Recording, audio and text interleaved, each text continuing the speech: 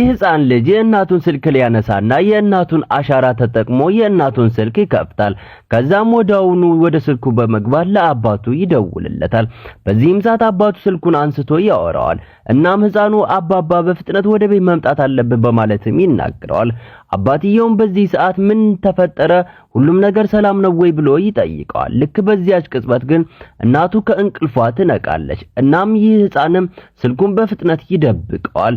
በዚህም ሰዓት እናቱ ተናዳ በመነሳት ሁለታችሁም ያለኔ ፈቃድ ወደ ክፍሌ እንዳትገቡ ነግሬያችሁ አልነበረምን በማለት ትናገራቸዋለች። ታዲያ ለምን ገባችሁ በማለትም ትጮህባቸዋለች።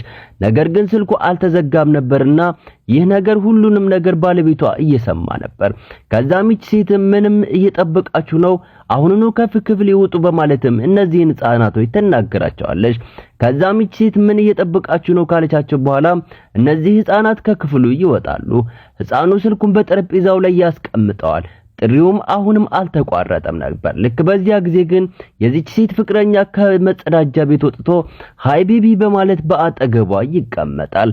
በዚህም ሰዓት ይች ሴትም አሁን ነቅቻለሁ በማለትም ትናገራለች። ፍቅረኛዋም ደግሞ ለመሆኑ አብረን ጊዜ እንድናሳልፍ ባልሽ ለምን ለአንድ ሳምንት ወደ ውጭ ወይም ደግሞ ወደ ሌላ ከተማ ሄደ ብሎ ይጠይቃታል። ይቺ ሴትም አዎ በትክክል ብለሃል በማለትም ትመልስላታለች።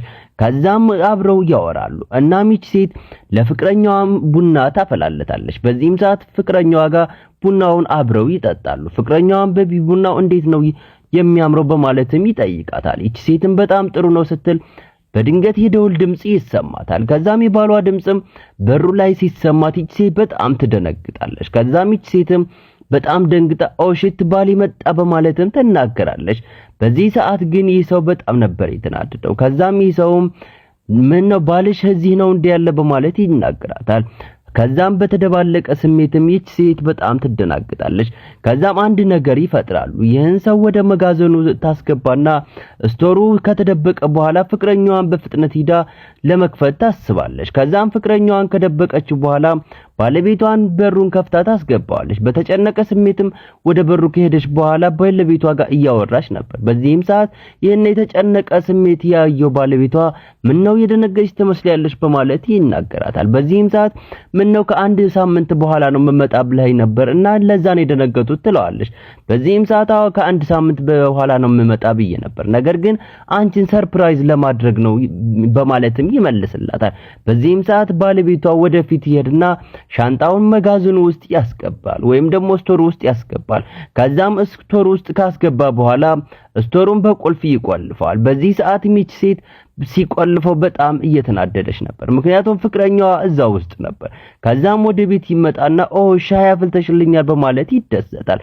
በዚህም ሰዓት አፍልቼልህ ነበር፣ ነገር ግን አሁን ቀዝቅዟል፣ ሌላ አፈላልሃለሁ ስትልም ትናገረዋለች።